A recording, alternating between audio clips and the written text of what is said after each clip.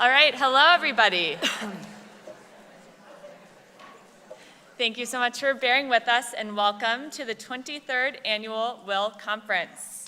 Woo!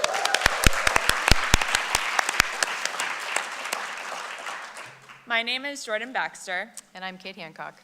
And we are thrilled to be this year's WIL Conference co-chairs. We recognize that each and every person in this room has a different reason for getting up early on a Saturday, spending this beautiful day inside, and yet we're all here, together. There are injustices and iniquities we've all faced in our lives, wrongs that each of us wants to right, and being here is one small piece of the puzzle of what we want to do about it. That's why this year's theme is called Your Stories, Our Growth. We know that each and every one of you has your own story and experience as an individual, and it's important for us to hear from one another and learn from one another's experiences, because in this learning, we all grow together. With today's content, you'll find that we focus the morning on hearing inspiring stories from individuals. And on the afternoon, we'll really focus on what you can do and bring forth in your everyday life. We've also created a handout that's in each of your gift bags so that you can document key takeaways and really think about the actions that you'll be able to take forth in your everyday life based on what you learn and hear today. And before we get into any of our content, there are 4 people that we want to recognize who've spent the last 6 months of their lives working tirelessly to make sure that you have an amazing experience today. They are our 4 incredible VPs, Erin Casale, who's probably still at registration, but Mary Nerard, Mila Perez, and Sandra Talmer. Please stand up if you're in the room.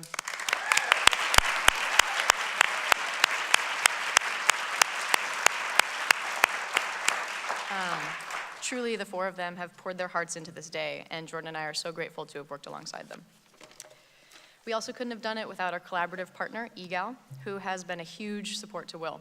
EGAL is Haas's Center for Equity, Gender, and Leadership, whose mission is to educate equity-fluent leaders to ignite and accelerate change. We also want to say a big thank you to First Republic, our morning breakfast sponsor, who's helped us kick off a day of great food. So a few housekeeping details before we move on with our programming for the day. First, to get a sense for all the fantastic content that you have coming, you received a program in your gift bag, and there's also more details on our website, wilconference.org. Second, there are 2 entrances and exits to the auditorium, up at the top of the stairs and on the bottom. So please use those if you need to use the restroom or slip out. This is not an exit, so just don't make that mistake. It's a fire exit, but not a bathroom exit. If you have any questions throughout the day, we have a whole crew of volunteers you saw greeting you, all wearing this t-shirt, so feel free to ask any of us any questions and we'll work to get you an answer. And lastly, throughout the day, please share thoughts, quotable moments, anything on social media with us. We're following hashtag HaasWIL, and we'd love to see your posts as a great way to connect with fellow attendees and just generally a great way to amplify the day and today's content. So with that, we're really honored to introduce our first speaker of the day. Please join us in welcoming Ann Harrison, Dean of the UC Berkeley Haas School of Business.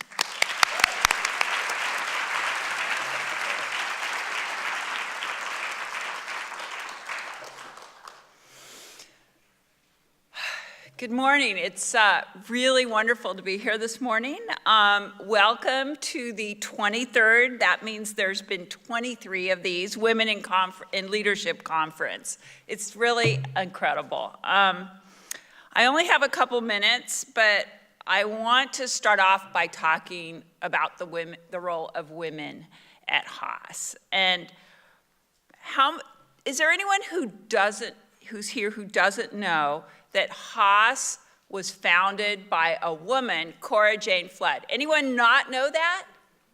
Whoa, that's really bad. Okay, so in 1898, Haas was the 2nd business school founded in the United States after Wharton, where I was teaching for the last 7 years, and it was founded by Cora Jane Flood, and she questioned the status quo by giving the biggest gift in the short history of Berkeley to start what was then known as the School of Commerce. Okay, so I'm really glad that I pointed that out because that's really important, right? So let me talk a little bit more about women and Haas. Our 2020 MBA class profile, we have 43% of the full-time MBA class of 2020 is women. and that's the highest in our history. Yay.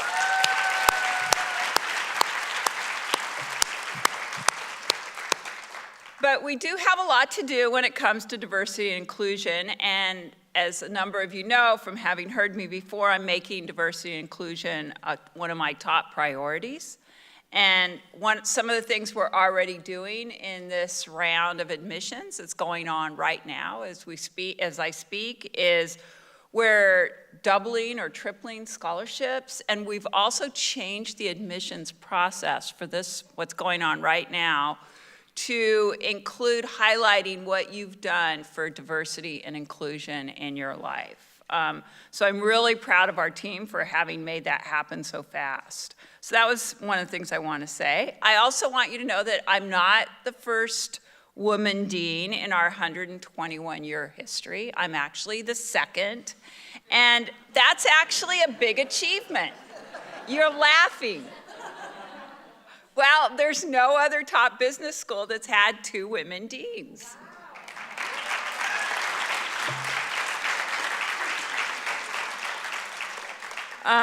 I mean, I don't know if that tells us that the state of Haas is wonderful or the state of the world is sad, that having had 2 women deans in 121 years is a milestone in America, right? But anyway, I do want to point that out, and I want to point out the importance of a business school in promoting women in leadership. It's important because we are a talent factory. We are changing the world by putting out women leaders, and we're also a place where we do pioneering research about the role of women in leadership. So that's Haas. I was asked to talk a little bit about my favorite subject, which is me. And I was asked to say a little bit about how I have succeeded in, I guess, banking. I was at the World Bank. I never quite think of it as a bank, even though it lends $40 billion a year. I think of it more as a nonprofit United Nations organization, but it is a bank, and I was also in academia. So I thought about this, and I thought about what is it that it has taken for me to succeed. And I came up with basically 3 points, and I don't know if they're quite stories, but I'll try to make them stories. So number 1, the most important thing is speak up. So I have been a professor in various business schools for the last, I hate to say it, 20 or 30 years, and in the classroom, women are not speaking up enough. They're too quiet. And it's not about how hard you work often, it's about how well you speak. And I've seen this at the World Bank over and over again.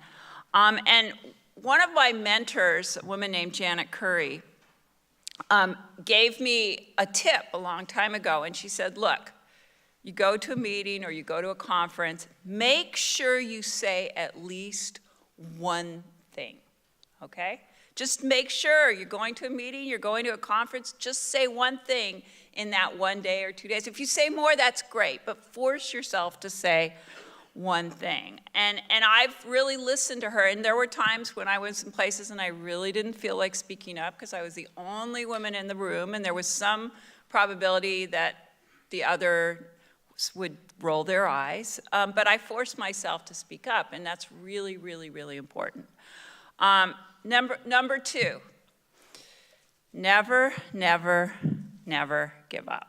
Okay, as you all know, that's a Churchill quote. He also has this other quote, which says, success consists of going from failure to failure without loss of enthusiasm. And that's really true. Never give up. What he didn't say is that our motto of student always is really important part of that, which is if you fail, figure out what you did wrong, pick yourself up again, and go forward. You're always going to have a failure. The key is learning from the failure and going forward, okay? So I was not the smartest kid in my graduate school program at Princeton, but I would say I was one of the most determined. And determination really makes a huge difference. And the ability to learn from your mistakes. So that's number 2. And then I guess the third personal story that has really made a huge difference in my life. And I think that's really important. It's important for everyone, but it's really important for women leaders, is pick the right partner. You're laughing. You're laughing, but it's just so true. So every time I had an opportunity, my biggest supporter was my husband. There were many times when I suffered from imposter syndrome. I cannot do this job. I am not worthy of this job. I cannot apply this job.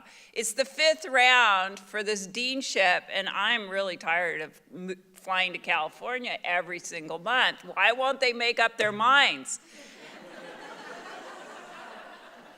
And my husband was there every time, rooting for me. He believed in me even when I didn't believe in myself. And I would say that's a really, really important component. So that's it.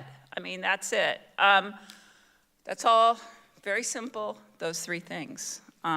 Never give up, pick the right partner, and speak up. So I want to get to the conference. The theme is Your Stories, Our Growth. Stories are really powerful. Sharing them makes them even more powerful. And just to take this back to this mentor of mine, Janet Curry, I'm thinking of when she shared a story. She was honored as a mentor for women PhD students and women in the economics professor. And I went to the ceremony. It was very important for me to be there. And she said this thing, which I would be happy for you to tweet, which I think about a lot. And here's what she said. She stood up there. She also talked about her partner, but she said, having it all is a pernicious myth. And when she said that, I suddenly realized, we're always striving to do it all. We're striving for perfection. We're trying to make our kids happy, our husband happy, our boss happy, everybody happy, and you can't do it. And for Janet to stand up there and to say to me, it's impossible, you can't have it all, that was so powerful for me. I really benefited a lot from that. It helped me grow. So that's my own example of somebody else's story really helping me. So before I let you move on, I want to congratulate our co-chairs, Jordan Baxter and Kate Hancock, for putting this conference together.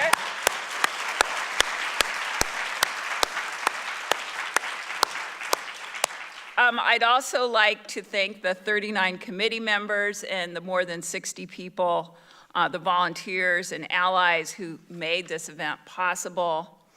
And I really hope you have an amazing weekend here with us at Haas, and I do hope that you become an agent of change. And remember this weekend, today, we need to hear your voice. That's it. Thank you.